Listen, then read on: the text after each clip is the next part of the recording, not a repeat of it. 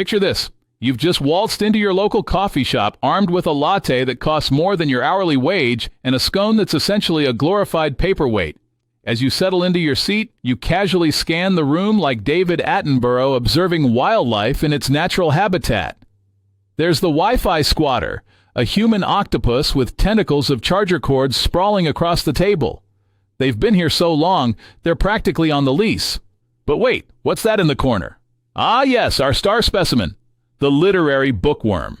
Behold this caffeinated philosopher enthroned amidst a miniature Hogwarts of book towers and a graveyard of empty teacups. These aren't just casually placed empties. Oh no, they're carefully arranged like some sort of caffeinated Stonehenge, a monument to their literary endurance. It's not a table, folks, it's a stage, and every book spine is playing its part in this one-person show of Look How Well Read I Am, the musical. This caffeinated Shakespeare carries around with them a tote bag. But it's not actually a bag, it's a mobile library with its own shoulder straps. They're one paperback away from needing a chiropractor on speed dial. It's stuffed fuller than a Thanksgiving turkey and just as difficult to digest. But the tote bag is just the appetizer in this feast of intellectual showboating.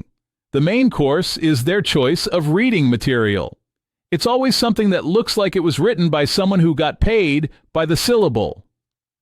Finnegan's Wake? More like Finnegan's Weight. That book is dense enough to be a paperweight. And let's talk about their bookmark game. It's not just a piece of paper. Oh no, it's a curated collection of cultural artifacts. A ticket stub from the obscure Hungarian film festival.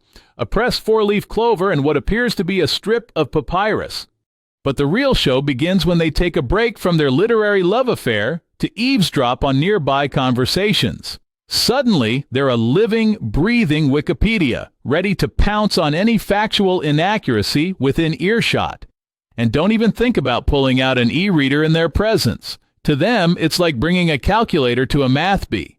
They'll look at you like you've just suggested burning down the Library of Alexandria, because apparently, if you're not risking a hernia every time you pick up a book, you're not really reading. Those specs have witnessed more pseudo-intellectual posturing than a freshman philosophy seminar. They push them up with a flourish that says, I'm not just correcting my vision, I'm correcting society. They don't talk, they soliloquize. It's like they're auditioning for the role of most insufferable person in a coffee shop, and oh boy, they're gunning for that Oscar.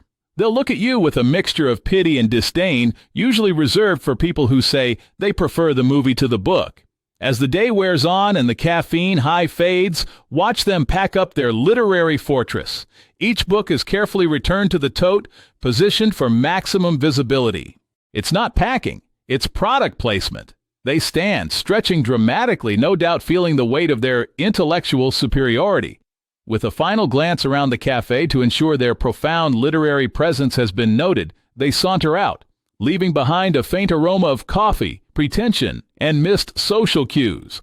So next time you're in a coffee shop, keep your eyes peeled for these fascinating creatures.